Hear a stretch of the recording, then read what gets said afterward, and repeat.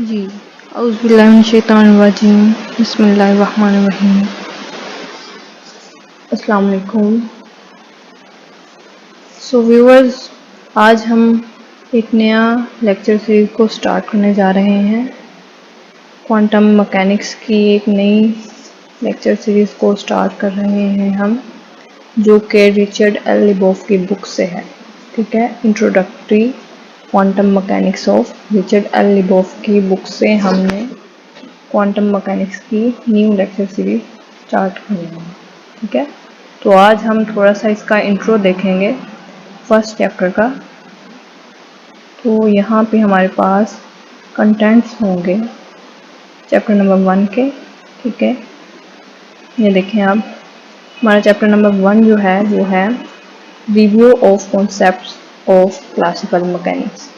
तो हमने chapter number 1 में क्लासिकल मैकेनिक्स के कॉन्सेप्ट्स को रिव्यू करेंगे। ठीक है, और आप ये सोच रहे होंगे कि क्वांटम मैकेनिक्स में क्लासिकल मैकेनिक्स कहाँ से आ गई, इसके कॉन्सेप्ट्स को रिव्यू करने की क्या ज़रूरत पेश आ गई। ये आप जब इसका चैप्टर पढ़ लोगे ना, क्योंकि ये हम पढ़ते हैं एट मैक्रो लेवल पे पढ़ते हैं। ठीक है, और क्वांटम मैकेनिक्स जो है वो माइक्रो लेवल पे। अगर आपको मैक्रो लेवल की चीज़ें समझ में आ जाती हैं तो माइक्रो लेवल की चीज़ें समझने का में बहुत ही आसानी पेश आ जाती है। तो हम आज इस चैप्टर को रिव्यू करेंगे थोड़ा बहुत।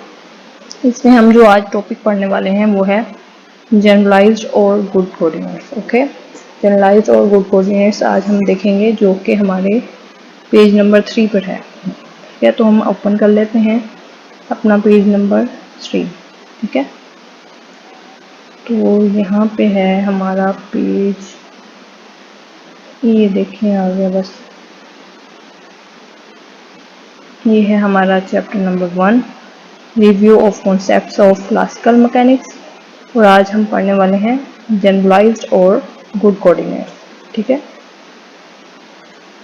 तो जनरलाइज्ड और गुड कोऑर्डिनेट्स क्या होते हैं। ठीक है, तो इसके कॉन्सेप्ट्स को समझने से पहले आप डिग्री ऑफ फ्रीडम जो है उसका कॉन्सेप्ट थोड़ा सा ले लें कि वो क्या होती है, क्योंकि इसमें जनरलाइज्ड कोऑर्डिनेट्स को डिफाइन करने के लिए हमारे पास डिग्री ऑफ फ्रीडम जो है वो बहुत ही मददगार साबित होती है। इसका जो बेसिक कॉन्सेप्ट है वो डिग्री ऑफ फ्रीडम से ही आता है। तो हम पहले डिग्री ऑफ फ्रीडम की डेफिनेशन देख लेते हैं।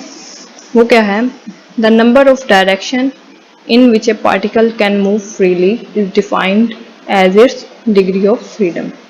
कि वो नंबर ऑफ डायरेक्शन जिसमें पार्टिकल जो है वो इजीली मूव कर सके। ठीक है, वो हमारे पास क्या होती हैं, डिग्री ऑफ फ्रीडम होती हैं। ठीक है, जैसा कि इसके नाम से भी शो होता है डिग्री ऑफ फ्रीडम। ठीक है, कि हमारे पास कितना आज़ादी है कि कितनी डिग्री ऑफ फ्रीडम में वो पार्टिकल जो है हमारा मूव कर सके, तो उसको हम बोल देते हैं कि वो क्या है, डिग्री ऑफ फ्रीडम है। ठीक है, तो आपको डिग्री ऑफ फ्रीडम की थोड़ी बहुत समझ आ गई होगी, हम एग्जाम्पल से भी इसे समझेंगे आगे। तो यहाँ पे लिखता है Richard L Liboff, a bead constant to move on a straight rigid wire has 1 degree of freedom. कि हमारे पास एक बीड है जो कि कॉन्स्टेंट है। कॉन्स्टेंट कहते हैं महदूद होना किसी चीज़ को, या फिर स्टिक होना किसी चीज़ का। ठीक है, बाउंड होना। To move on a straight rigid wire has 1 degree of freedom. कि हमारे पास एक बीड है जो कि स्ट्रेट रिजिड वायर के ऊपर कॉन्स्टेंट है, और इसकी डिग्री ऑफ फ्रीडम कितनी है, 1 है। क्योंकि स्ट्रेट वायर है ना, तो वो उसके अलोंग ही मूव करेगा, तो उसकी डिग्री ऑफ फ्रीडम कितनी होगी, 1 ही होगी। हमने कहा था कि डिग्री ऑफ फ्रीडम हम उसे बोलते हैं कि जो पार्टिकल को जो पार्टिकल की डायरेक्शन को स्पेसिफाई करता है। ठीक है, कि वो कितने डिग्री ऑफ फ्रीडम में फ्रीली मूव करे। ठीक है, कितनी डायरेक्शन में वो फ्रीली मूव कर सकता है, तो वो क्या होती है, उसकी डिग्री ऑफ फ्रीडम होती है।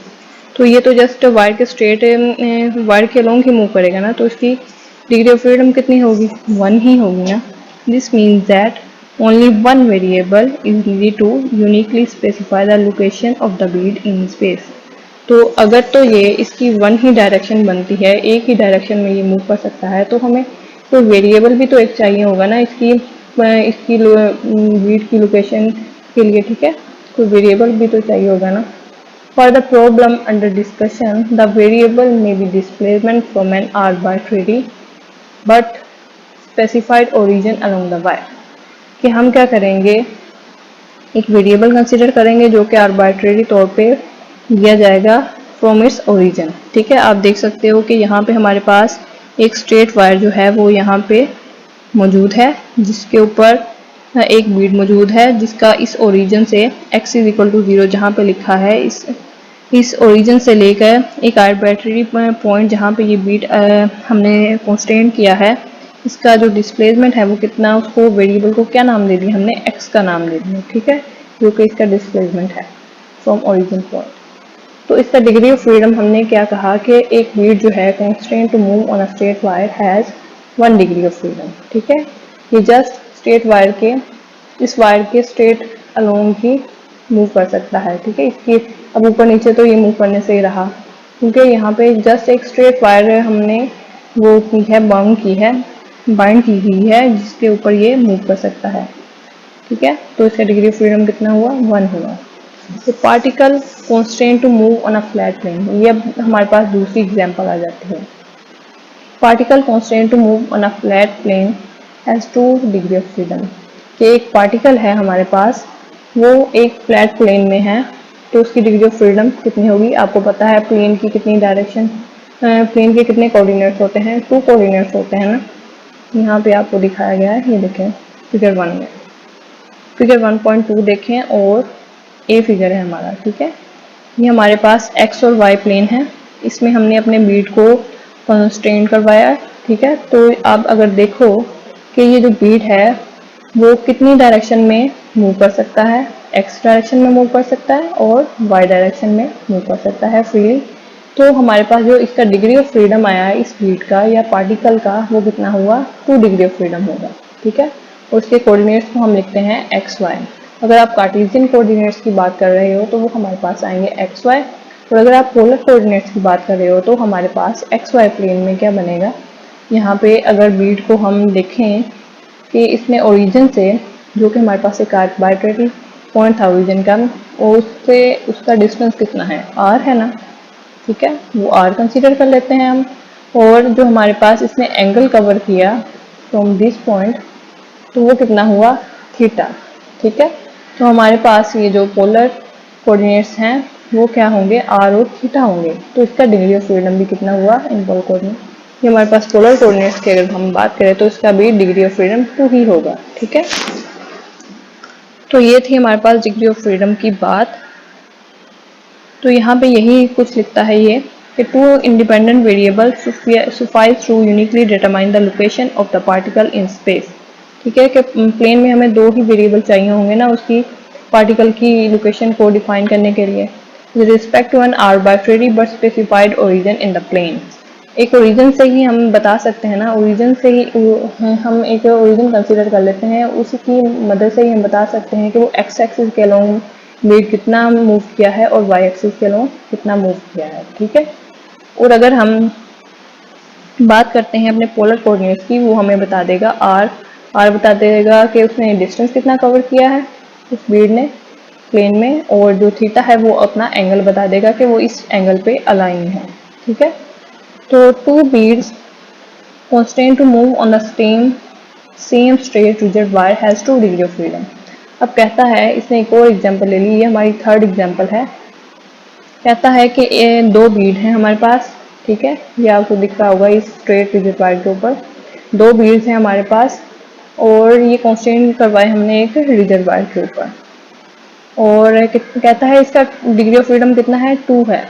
Set of appropriate coordinates are the displacement of the individual particle.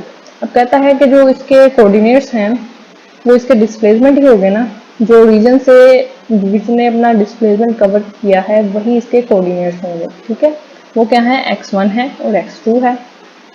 ये आप देखें स्ट्रेट वायर के ऊपर ये जो हमारे पास बीड 1 है उसको हमने उसका ओरिजिन से अगर हम डिस्प्लेसमेंट लें तो वो कितना आएगा, x1 आएगा, और इसी और दूसरे बीड का अगर हम डिस्प्लेसमेंट देखें तो वो x2 आएगा फ्रॉम दिस ओरिजिन पॉइंट।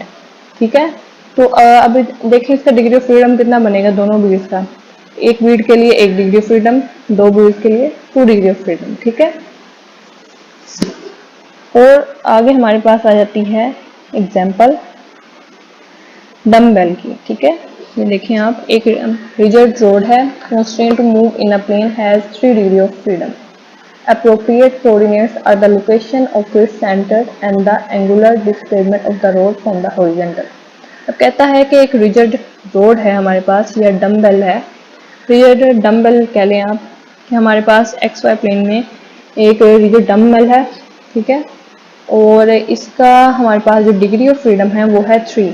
आप कह रहे होंगे अब डम्बेल की डिग्री ऑफ फ्रीडम कैसे 3 हो गई, ठीक है।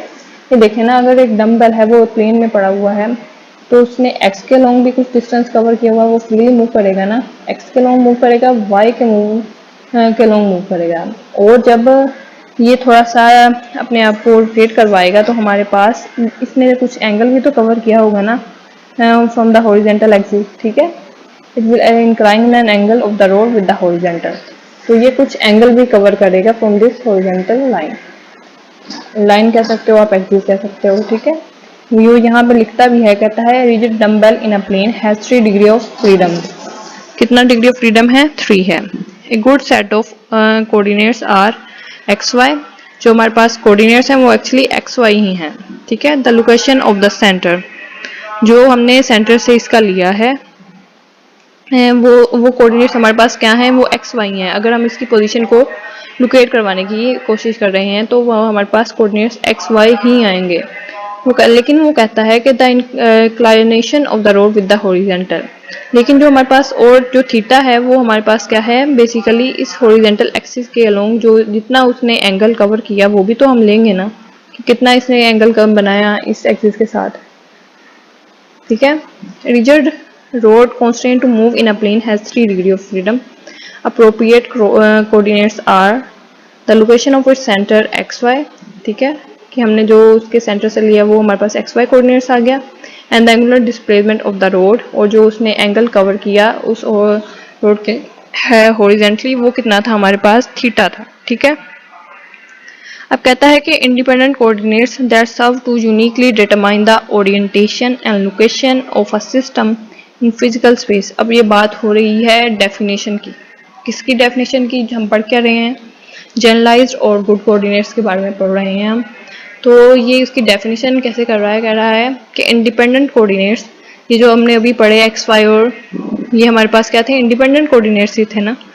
तो ये कहता है कि independent coordinates that serve to uniquely determine the orientation and location of a system in physical space are called generalized और canonical और good coordinates। हाँ, अगर आपको क्वेश्चन पूछा जाए एग्जाम में कि भाई कैनोनिकल कोऑर्डिनेट्स को क्या होते हैं, तो आप परेशान नहीं हो जाएगा, क्योंकि आपने पढ़ा है कि ये हमारे पास जनरलाइज्ड और कैनोनिकल और गुड कोऑर्डिनेट्स यही होते हैं, ठीक है। तो आप इसकी सेम यही डेफिनेशन लिखोगे और यही एग्जाम्पल्स आप दोगे, ठीक है। So independent coordinates that serve to uniquely determine the orientation and location of a system in physical space।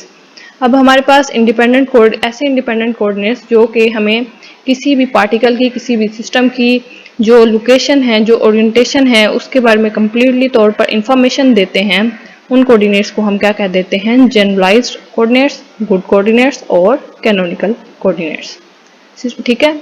और हम कहते हैं कि अगर हमारे पास a system with n generalised coordinates, अगर हमारे सिस्टम के n जनरलाइज्ड कोऑर्डिनेट्स होंगे तो उसकी डिग्री ऑफ फ्रीडम भी कितने होंगे? n होंगे, ठीक है। तो यही उसने जनरली सी बात लिखी हुई है इधर। The orientation and location of a system, आगे वो एग्जाम्पल के तौर पर इसी चीज़ को ही डिफाइन करेगा।